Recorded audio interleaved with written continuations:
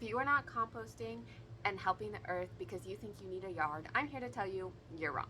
I know that the way we think of composting is dumping a bunch of scraps onto the ground and turning it and watering it and all of those little things that you think of when you think composting, but that is not the only way you have to compost. Composting is important to help the earth because all of those food that goes into the landfill reduces methane emissions, and we want to reduce that as much as possible, and compost also takes in carbon dioxide.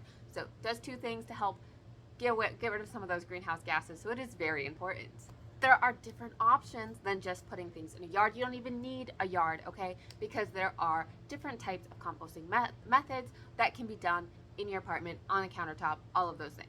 Now, all of these have different pros and cons for you to choose from, and obviously I can't tell you which one would work best because I don't know your situation. I don't know what circumstances work for you the best. But you have three main ones that you can choose from, which is bokashi composting, which is basically fermenting it for 2 weeks before it actually becomes compost. Then you have worm composting. Your worms eat all your food scraps for you and poop it out. Or you have a machine composter, which is basically doesn't actually compost it. It dehydrates it enough to make it like less volume so that you can go shove it into a container and not worry about it getting a bunch of bugs around or any of that stuff. As I've said, all of these options, different pros and cons, different space requirements, different amount of food scrap requirements. It is all up to you to decide which one to do. If you would like more information about these, please let me know in the comments.